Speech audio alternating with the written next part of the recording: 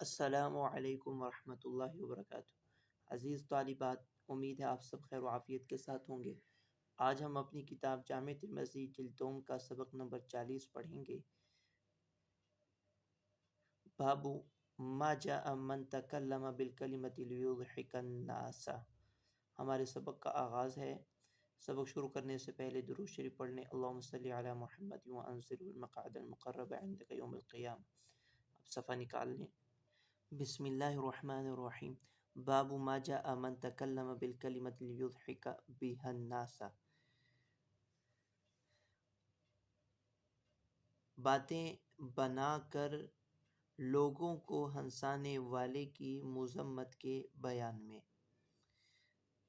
عن ابی ہریرہ رضی اللہ عنہ قال قال رسول اللہ صلی اللہ علیہ وسلم ان رجلا لیتکلم بالکلمہ لا یرا بها بأسا یہوی بها 70 خریفا فی النار۔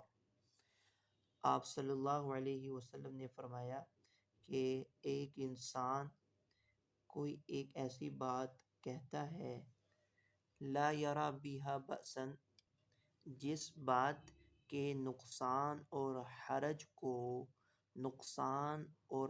کو وہ نہیں جانتا ہے، یہوی بها 70 خریفا فی النار، کہ جب کہ اس بات کے سبب وہ 70 سال آگ میں گرتا رہے گا۔ آدمی کوئی ایسی بات کہہ دیتا ہے کہ جس بات کا نقصان اور اس کا حرج وہ نہیں جانتا، جبکہ وہ اس بات کے سبب، اس کلمے کے سبب 70 سال تک دوزخ میں گرتا رہتا ہے۔ اللہ تعالی ہماری حفاظت فرمائے اور گفتگو کو سوچ سمجھ کر کرنے کی عادت اپنانے کی توفیق عطا فرمائے۔ وبه قال حدثنا بندار قال حدثنا يحيى بن سعيد قال حدثنا باز بن حكيم قال حدثني أبي عن جدي قال سمعت النبي صلى الله عليه وسلم يقول ويل للذي يحدث بالحديث ليضحك به القوم فيكذب وويل له۔ آپ صلی اللہ علیہ وسلم فرمایا کہ ہلاکت ہے، تباہی ہے اس شخص کے لیے جو گفتگو لوگوں کو، قوم کو ہنسانے کے لیے کرتا ہے، جو گفتگو ایسی کرتا ہے یا کوئی ایسی بات بیان کرتا ہے جس کے ذریعے وہ لوگوں کو ہنساوے، فیکذب، اور وہ اس بات میں وہ جھوٹ بولتا ہے، تو ایسے شخص کے لیے بہت بڑی ہلاکت اور تباہی ہے۔ وفي الباب عن ابي هريره هذا حديث حسن باب بلا عنوان عن الاعمش عن انس قال توفي رجل من اصحابي فقال يعني رجلا ابشر بالجنه فقال رسول الله اولا تدري فلعله تكلم فيما لا يعنيه او بخل بما لا ينقصه۔ حضرت انس سے مروی ہے کہ فرماتے ہیں کہ صحابہ میں سے ایک شخص کا، یعنی ایک صحابی کا انتقال ہو گیا، تو فقال یعنی رجلا، تو ایک شخص نے کہا ابشر بالجنہ، کہ تجھے جنت کی خوشخبری ہو، تو رسول اللہ صلی اللہ علیہ وسلم نے فرمایا کیا تمہیں معلوم نہیں کہ ممکن ہے کہ اس نے کوئی ایسی بات کہی ہو جو لغو اور فضول ہو؟ ممکن ہے، شاید کہ اس نے لغو اور فضول بات کہی ہو یا اس چیز میں بخل کیا ہو کہ جس میں اس کا کوئی نقصان نہیں، تو یہ ایسی برائیاں ہیں کہ اس کے بھی کرنے والے کے امکان ہیں، جس کا حساب کیا جائے گا،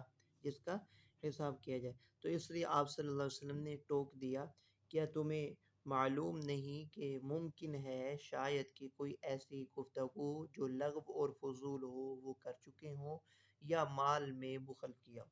وبه قال حدثنا أحمد بن نصر النيسابوري وغير واحد قالوا حدثنا أبو مسهر عن إسماعيل بن عبد الله بن سماعة عن الأوزاعي عن قرة عن الزهري عن أبي سلمة عن أبي هريرة قال قال رسول الله صلی اللہ علیہ وسلم من حسن اسلام المرء ترک ما لا یعنی آپ نے فرمایا کہ آدمی کے اسلام کی خوبی یہ ہے کہ وہ لا یعنی اور فضول باتوں اور فضول چیزوں کو چھوڑ دے۔ آدمی کے اسلام کی خوبصورتی اس میں ہے کہ اس کا لا یعنی کو چھوڑ دینا۔ هذا حدیث غریب لا نعرف من حدیث ابی سلمہ عن النبی الا من هذا الوجه۔ ایک دوسرے طریق کے ساتھ یہی الفاظ حدیث کے مروی ہیں۔ وبه قال حدثنا قتيبة قال حدثنا مالك بن انس عن الزهري عن علي بن الحسين قال قال رسول الله صلی اللہ علیہ وسلم ان من حسن اسلام المرء ترک ما لا یعنیہ۔ ان من حسن اسلام المرء ترکہ ما لا یعنی حضرت علی بن حسین رضی اللہ تعالی عنہ سے یہ مروی ہے، فرمایا رسول اللہ صلی اللہ علیہ وسلم نے آدمی کا لا یعنی اور فضول اور لغو باتوں اور لغو چیزوں کو چھوڑ دینا اس کے اسلام کی خوبی ہے۔ هكذا روى غير واحد من أصحاب الزهري عن الزهري عن علي بن الحسين عن النبي صلى الله عليه وسلم نحو حدیث مالک مرسلا، یہ انقطاع سند ہے اس کے اندر۔ علی بن حسین امام زین العابدین ہیں، حضرت حسین کے بیٹے ہیں، آپ صلی اللہ علیہ وسلم سے نقل کرتے ہیں یہ الفاظ۔ هذا عندنا اصح من حدیث ابی سلمہ عن ابی ہریرہ۔ امام ترمذی فرما رہے ہیں کہ یہ ہمارے نزدیک حدیث ابو سلمہ سے زیادہ صحیح تر طریق ہے۔ وعلی بن حسین لم یدرک علی بن ابی طالب۔ باب ما جاء فی قلت الکلام، قلت کلام کے بارے میں روایات۔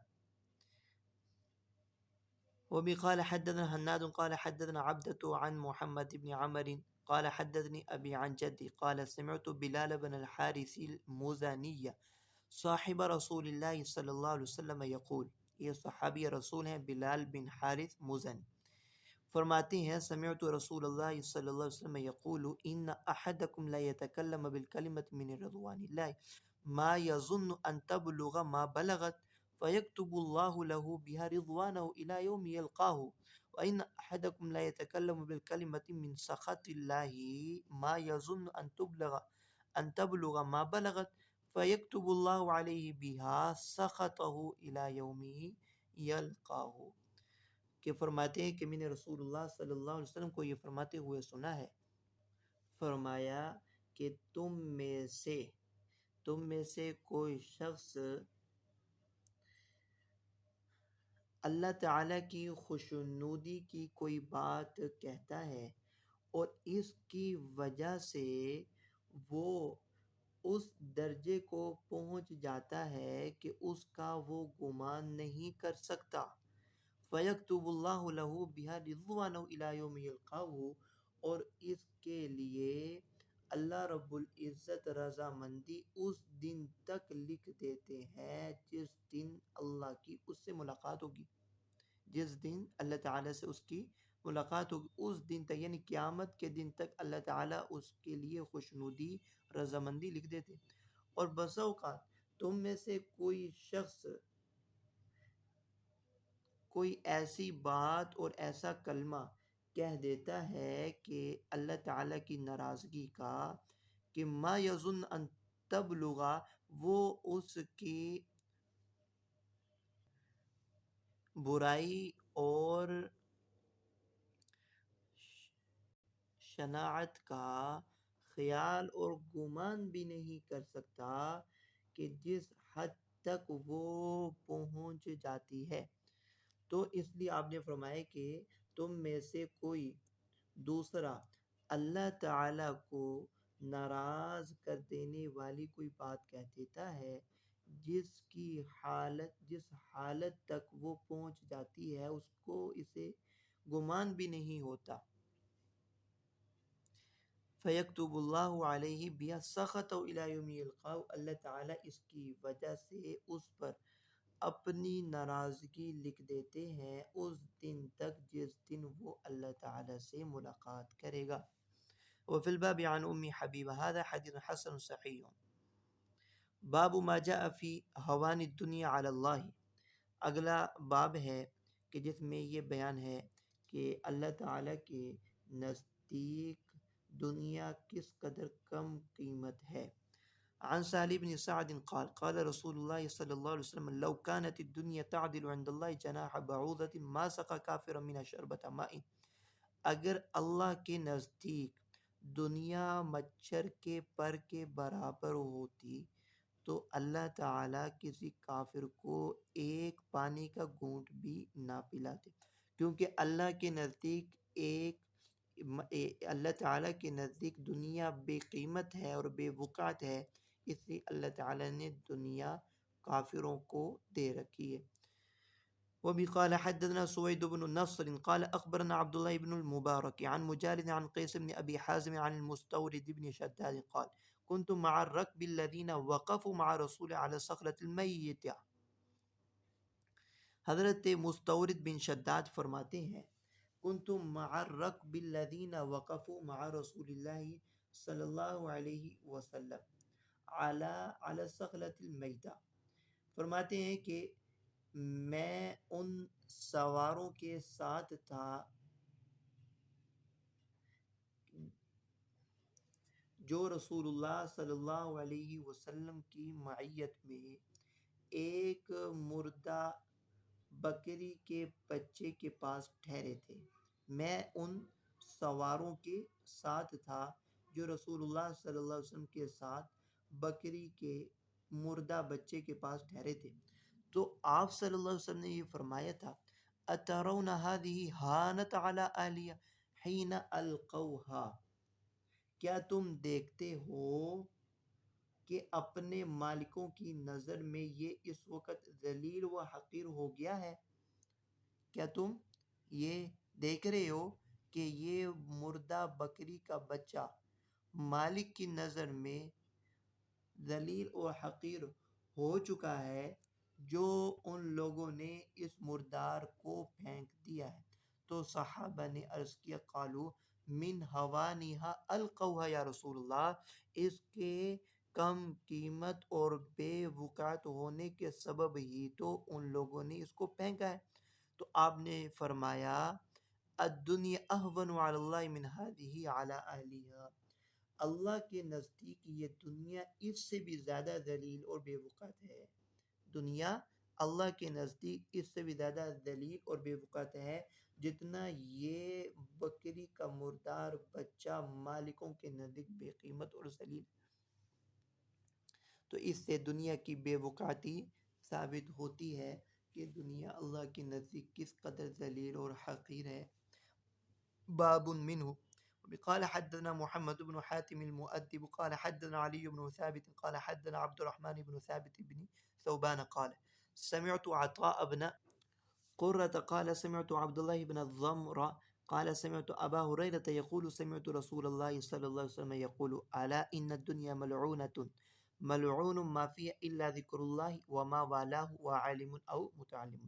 رسول اللہ صلی اللہ علیہ وسلم نے یہ فرمایا کہ دنیا اللہ کی رحمت سے دور ہے، ملعون ما فیہا، اور جو دنیا میں ہے وہ بھی اللہ کی رحمت سے دور ہے مگر اللہ کا ذکر اور جو اللہ کے ذکر کے قریب کرتے، اور عالم یا متعلم، یہ چیزیں اللہ کی رحمت کو کھینچنے والی ہیں، اور عالم یا متعلم ذکر اور ذکر کے موالی، یہ سب کی سب چیزیں اللہ تعالیٰ کی رحمت کو کھینچنے والی ہیں، اور ان پر اللہ تعالیٰ کی رحمت وہ برستی ہے۔ جی اگلی حدیث ہے وبه قال حدثنا محمد بن بشار قال حدثنا يحيى بن سعيد قال حدثنا إسماعيل بن أبي خالد قال حدثنا قيس بن أبي حازم قال سمعت مستوردا أخابني فهري قال قال رسول الله صلى الله عليه وسلم ما الدنيا في الآخرة إلا مثل ما يجعل أحدكم إصبعه في اليم. یم کہتے ہیں سمندر. فلینظر بماذا ترجع. آپ صلی اللہ علیہ وسلم نے فرمایا کہ دنیا آخرت کے مقابلے میں، دنیا کی قدر و منزلت آخرت کے مقابلے میں کچھ بھی نہیں ہے، الا مگر اتنی، ما یجعل احدکم اصبعہ فی الیم، کہ تم میں سے کوئی اپنی انگلی سمندر میں ڈالے پھر وہ دیکھے کہ انگلی میں کتنا پانی لگا ہے، پھر وہ دیکھے کہ انگلی کتنا پانی لے کر لوٹی ہے. یعنی کہ آخرت سمندر ہے اور دنیا اس کے مقابلے میں انگلی پر لگا ہوا ایک قطرہ پانی کا ہے. تو یہ ہے دنیا اور آخرت ایک دوسرے کے مقابل نہیں ہے، دنیا آخرت کے مقابلے میں کچھ قیمت نہیں ہے. باب ما جاء ان الدنيا سجن المؤمن وجنة الكافر. وقال حدثنا قتيبة قال حدثنا عبد العزيز بن محمد عن العلاء بن عبد الرحمن عن ابي هريرة قال قال رسول الله صلى الله عليه وسلم الدنيا سجن المؤمن وجنة الكافر. دنیا مومن کے لیے قید خانہ ہے اور کافر کے لیے جنت ہے. دنیا مومن کے لیے پابندی کی جگہ ہے اور کافر کے لیے آزادی ہے. باب ما جاء مثل الدنيا مثل اربعة نفر. مثل الدنیا مثل اربعة نفر. دنیا کی مثال 4 شخصوں کی سی ہے، اس کا بیان. عن سعید الطائی ابی البختری انه قال حدثني ابو كبشة الانماري انه سمع رسول الله صلى الله عليه وسلم يقول ثلاثة اقسم عليهن واحدثكم حديثا فاحفظوه. قال ما نقص مال عبد من صدقة ولا ظلم عبد مظلمة صبر عليها إلا زاده الله عزا ولا فتح عبد باب مسألة إلا فتح الله عليه باب فقر أو كلمة نحوها. آپ صلی اللہ علیہ وسلم نے فرمایا کہ 3 ایسی باتیں ہیں میں قسم کھا کر کہتا ہوں، احدثکم حدیثا فاحفظوه، تم سے ایک حدیث بیان کرتا ہوں، اسے اچھی طرح یاد کر لو. یہ 3 باتیں جن پر میں قسم کھاتا ہوں وہ 3 باتیں یہ ہیں. قال آپ نے فرمایا ما نقص مال عبد من صدقہ، کہ آدمی کا مال صدقہ سے گھٹتا نہیں ہے، کم نہیں ہوتا. ولا ظلم عبد مظلمة صبر علیہا الا زادہ اللہ عزا، کوئی بندہ جس پر ظلم کیا جائے اور وہ صبر کرے، اللہ تعالی اس کی عزت میں اضافہ ہی فرماتے ہیں. ظلم کیا جائے اور وہ صبر کرے، کوئی ایسا بندہ نہیں ہے جو صبر کرتا ہو مگر اللہ تعالی اس کے عزت میں اضافہ فرماتے ہیں. اور کوئی بندہ مسئلے اور سوال کا دروازہ نہیں کھولتا مگر اللہ تعالیٰ اس پر فقر کا دروازہ کھول دیتے ہیں. یعنی کہ جو لوگوں سے دست سوال دراز کرتا ہے اللہ تعالیٰ اس کو محتاج بنا دیتے ہیں اور فقیر بنا دیتے ہیں. اس طرح کے کلمات فرمائے. وَأُحَدِّثُكُمْ حَدِيثًا فَاحْفَظُوهُ، اور ایک ایسی حدیث بیان کرتا ہوں اسے بھی یاد کر لو. اور پھر آپ نے فرمایا انما الدنیا لأربعة نفر عبد رزقه الله مالا وعلما فهو يتقي ربه فيه به رحمه ويعلم لله فيه حقا فهذا بأفضل المنازل. آپ نے فرمایا کہ یہ دنیا 4 شخصوں کے لیے ہے.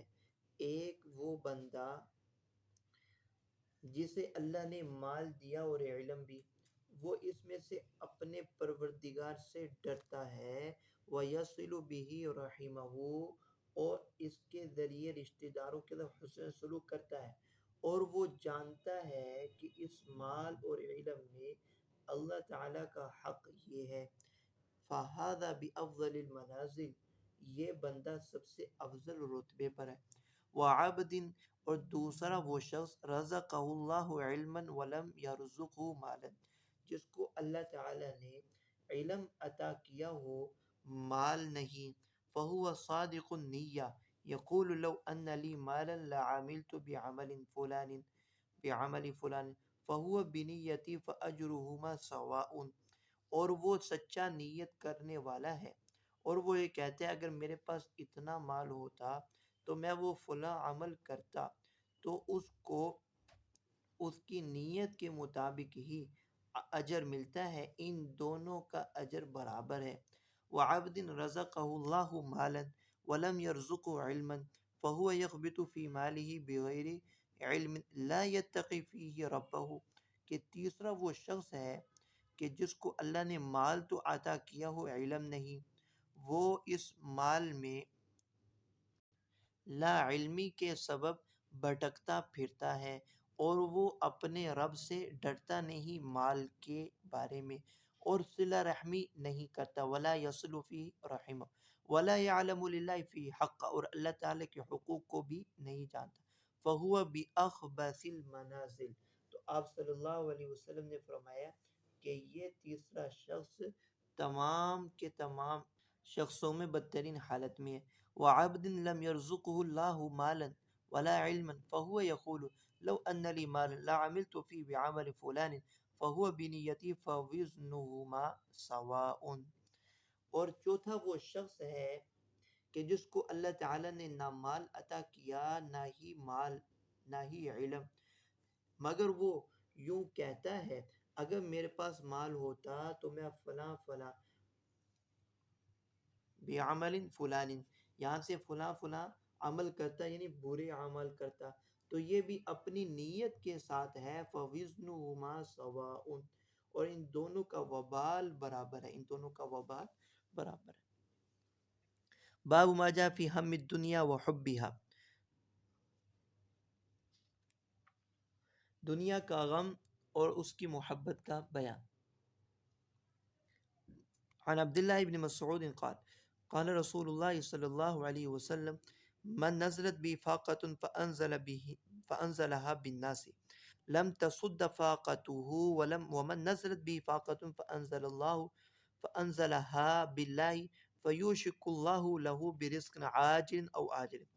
آپ صلی اللہ علیہ وسلم نے فرمایا کہ جس شخص پر فاقہ آیا پھر اس نے اس کو لوگوں سے بیان کیا، لم تصد فاقتہ، تو اس کا فاقہ بند نہیں کیا جاوے گا، اور وہ شخص جس پر فاقہ آیا اور اس نے یہ فاقہ اللہ کے سامنے بیان کیا، پھر امید ہے کہ اس کو اللہ تعالی جلد یا دیر سے رزق نصیب فرمائے، یعنی کہ کوئی محتاجی، کوئی فقر، کوئی مصیبت آئے تو اللہ تعالیٰ سے اس کو بیان کرنا اور اللہ تعالیٰ سے اس کو دور کرنے کی دعا کرنا چاہیے، اللہ تعالیٰ جلد یا بدیر انشاءاللہ اس سے نجات عطا فرمائیں گے، فراخی عطا فرمائیں گے، راستہ عطا فرمائیں گے۔ عن ابي وائل قال جاء معاوية الى ابي هاشم بن عتبة وهو مريض يعود فقال يا خال ما يبكيك اوجع يشئزك او حرص على الدنيا؟ قال كل لا ولكن رسول الله عهد الي عادا لم اخذ به، قال انما يكفيك من جمع المال وخادم ومركب في سبيل الله واجدني اليوم قد جمعت۔ حضرت ابو وائل سے یہ روایت مروی ہے، فرماتے ہیں کہ جاء معاویۃ الی ابی ہاشم بن عتبہ، کہ سیدنا معاویہ ابو ہاشم بن عتبہ کی عیادت کو آئے، وہ بیمار تھے اور یہ بھی عیادت کو آئے، تو حضرت معاویہ نے فرمایا یا خالو ما یبکی کا، کہ ہاشم جو کہ ان کے ماموں تھے، تو فرمایا کہ ماموں روتے کیوں ہو، اوجع یشئزو کا، کیا کوئی درد ہے جو بے قرار کر رہا ہے، یا دنیا کی لالچ اور حرص ہے؟ انہوں نے جواب دیا کہ ان دونوں میں سے کوئی بات بھی نہیں ہے، بلکہ میرے رونے کی وجہ تو یہ ہے کہ میں نے رسول اللہ صلی اللہ علیہ وسلم نے مجھ سے ایک عہد لیا تھا، لم آخذ بھی، اس پر قائم نہیں رہا۔ آپ نے یہ فرمایا تھا انما یکفیک من جمع المال خادم، کہ تمہیں زیادہ مال جمع کرنے کی ضرورت نہیں ہے، خادم و مرکب فی سبیل اللہ، کہ ایک خادم اور اللہ کے راستے میں سواری کا جانور دنیا کی دولت سے بے نیاز کر دینے کے لیے کافی ہے۔ آپ نے یہ فرمایا تھا کہ مال جمع کرنے کی ضرورت نہیں ہے، ایک خادم اور اللہ کے راستے کا جانور، سواری کے لیے جانور ہی تجھ کو کافی ہے۔ وَأَجِدُنِ الْيَوْمَ قَدْ جَمَعْتُ، اور آج میں اپنے کو دیکھتا ہوں کہ میں نے جمع کر لیا ہے۔ وقد رواه زائدة وعبيدة بن حميد عن منصور عن أبي وائل عن سمرة بن سهم قال دخل معاوية على أبي هاشم عتبة فذكر نحوه. عن عبد الله بن مسعود قال قال رسول الله صلى الله عليه وسلم لا تتخذوا الضيعة فترغبوا في الدنيا. آپ صلی اللہ علیہ وسلم نے فرمایا کہ زمینی جائیداد مت لو، فترغبوا فی الدنیا، کہ اس میں تم دنیا میں مائل ہو جاؤ گے، تم دنیا میں مائل ہو جائے گے۔ ممانعت کی جو وجہ ہے وہ یہ ہے کہ زمینیں، جائیدادیں، باغات اور زراعت میں زیادہ انہماک سے ایک حرص سی پیدا ہو جاتی ہے، جس کے نتیجے میں انسان ایک ایسا پھنستا ہے کہ یاد الہی سے دور ہوتا چلا جاتا ہے۔ بقدر ضرورت و کفایت سے ممانعت نہیں ہے، بقدر ضرورت و کفایت سے ممانعت نہیں ہے، بلکہ ایسا انہماک اور شغل کہ جس سے اللہ تعالیٰ کی یاد اور طاعات سے غفلت برتی جائے، اس کی ممانعت ہے۔ اس میں حضرت مولانا محمد یوسف کاندلوی کا پرمغز مقولہ ہے غرق الدنیا ضلالت وترک الدنیا جہالت، وترک الدنیا جہالت وما بینہما عدالت۔ یہ جملہ اس میں اضافہ کر دیا آخری وما بینہما عدالت، کہ غرق الدنیا ضلالت، دنیا میں غرق ہو جانا، منہمک ہو جانا، وہ جائیداد ہیں، وہ زمینیں ہیں، وہ کھیتی باڑی ہے، یہ گمراہی ہے۔ ترک الدنیا جہالت، اور دنیا کو بالکل چھوڑ دینا، یہ جہالت ہے، یہ جہالت ہے، علم کی ضد ہے، اور ان کے درمیانی راہ ہی انصاف ہے۔ باب ما جاء فی طول العمر للمؤمن، مومن کے لیے لمبی عمر کا بیان۔ عن عمرو بن قیس عن عبد الله بن بسر ان اعرابیا قال یا رسول اللہ من خیر الناس، ایک بدو نے کہا کہ سب سے بہتر شخص آدمی کون ہے؟ آپ نے فرمایا کہ من طال عمرہ وحسن عملہ، کہ وہ کہ جس کی عمر لمبی ہو اور اس کا عمل بھی خوبصورت ہو، یعنی کہ جس کی نیکیاں لمبی عمر ہو اور نیکیاں بھی اس کی بڑی ہی ہوں تو وہ افضل ہے، سب سے بہتر ہے۔ عن علي بن زيد عن عبد الرحمن بن أبي بكرة عن أبي أن رجلا قال يا رسول أي الناس خير؟ قال من طال عمره وحسن عمله، آپ نے یہی فرمایا کہ جس کی عمر طویل ہو اور اس کا عمل بھی خوبصورت اور بہتر عمدہ ہو۔ قال فأي الناس شر؟ قال من طال عمره وساء عمله، کہ وہ شخص سب سے بدتر ہے، برا ہے کہ جس کی عمر تو لمبی ہو لیکن اس کا عمل وہ برا ہو۔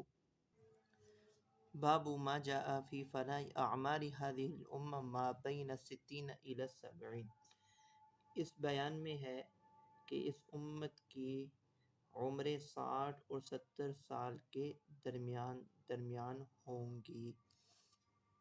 عن ابی صالح عن ابی ہریرہ قال قال رسول اللہ صلی اللہ علیہ وسلم عمر امتی من 60 سنة الى 70 سنة. آپ نے یہ فرمایا کہ میری امت کی اوسطاً عمر 60 سے 70 سال تک ہوگی. هذا حدیث حسن غریب من حدیث ابی صالح عن ابی ہریرہ. باب ما جاء فی تقارب الزمان وقصر الامل. زمانہ کا قریب ہونا اور امیدوں کے کم کرنے کے بیان میں. تقارب الزمان.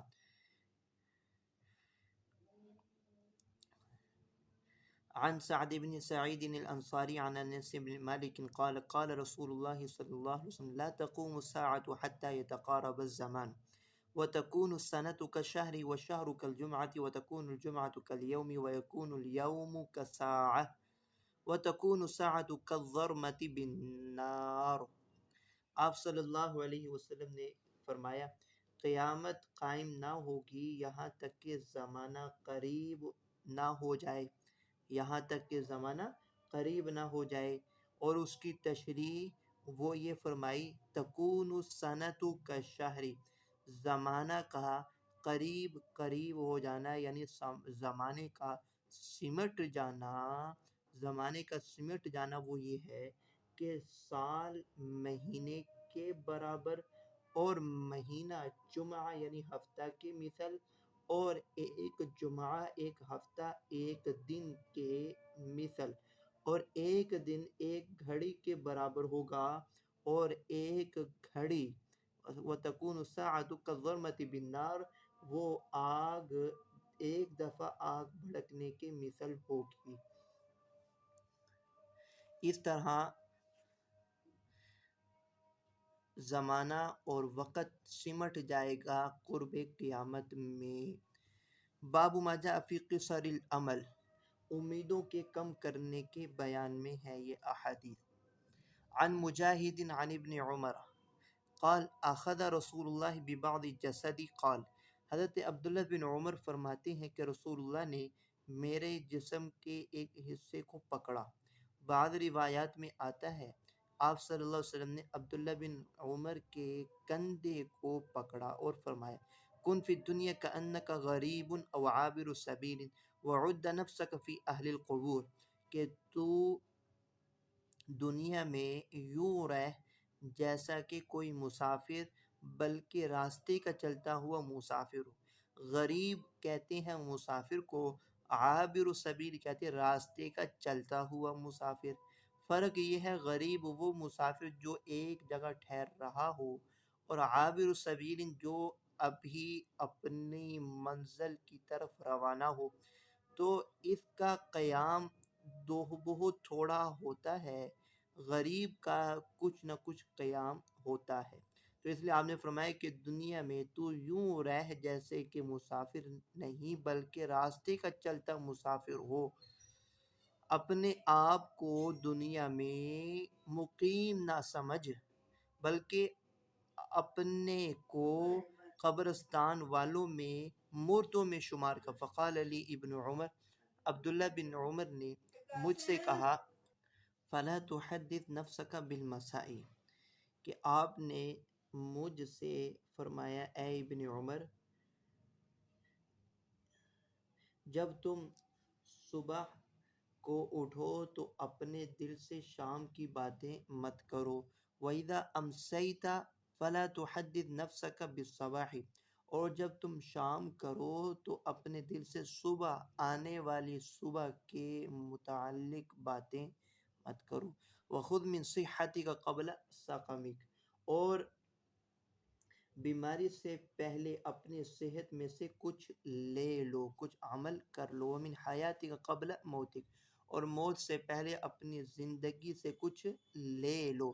فَإِنَّكَ لَا تَدْرِي يَا عَبْدَ اللَّهِ مَا اسْمُكَ غَدًا، کیونکہ تمہیں معلوم نہیں، تم جانتے نہیں ہو اے عبداللہ کہ کل تمہارا کیا نام ہوگا، یعنی تمہیں زندوں میں سے شمار کیا جائے گا یا مردوں میں سے. تمہیں معلوم نہیں اے عبداللہ کل تمہارا کیا نام ہوگا. تو اس لیے جتنا جلدی ہو سکتا ہے نیک اعمال کرتے رہو. عن مجاهد عن ابن عمر عن النبي صلى الله عليه وسلم نحوه. وقد روى هذا الحديث الأعمش عن مجاهد عن ابن عمر نحوه عن أنس بن مالك قال قال رسول الله صلى الله عليه وسلم هذا ابن آدم وهذا أجله ووضع يده عند قفاه ثم بسطها فقال وثم عمله وثم عمله وثم عمله.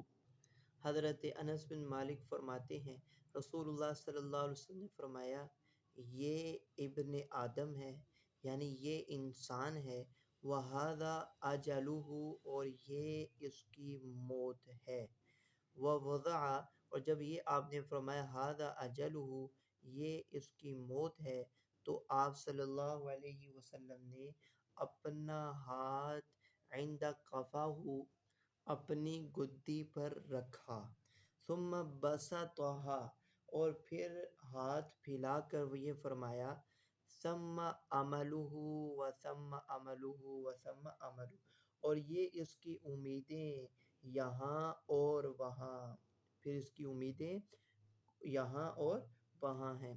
اس سے مراد کیا ہے؟ امام جلال الدین رحمہ اللہ فرماتے ہیں کہ وضع الید عند قفاہ آپ کا ہاتھ گدی پر رکھنے سے مراد یہ ہے ان هذا الانسان الذي يتبعه اجل قریبا منه کہ یہ انسان جس کی موت اس کے قریب ہے اور وہ اس کا پیچھا کر رہی ہے، اس لیے آپ نے یہ فرمایا کہ یہ اس کی موت اور آپ نے وہ ہاتھ اپنی گدی پر رکھا، تو یہ گدی کی طرف اشارہ ہے کہ موت انسان کے قریب ہے۔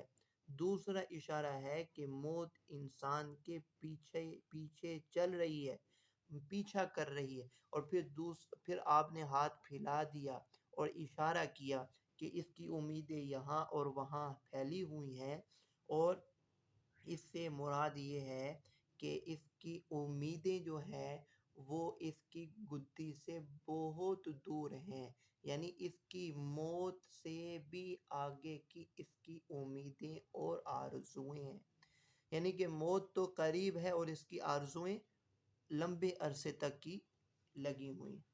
وبقال حدثنا هناد قال حدثنا ابو معاويه عن الاعمش عن ابي الصفر عن عبد الله بن عمرو قال مر علينا رسول الله ونحن نعالج خصا لنا فقال ما هذا فقلنا قد وها فنحن نصلح وقال ما ارى الامر الا اعجل من ذلك۔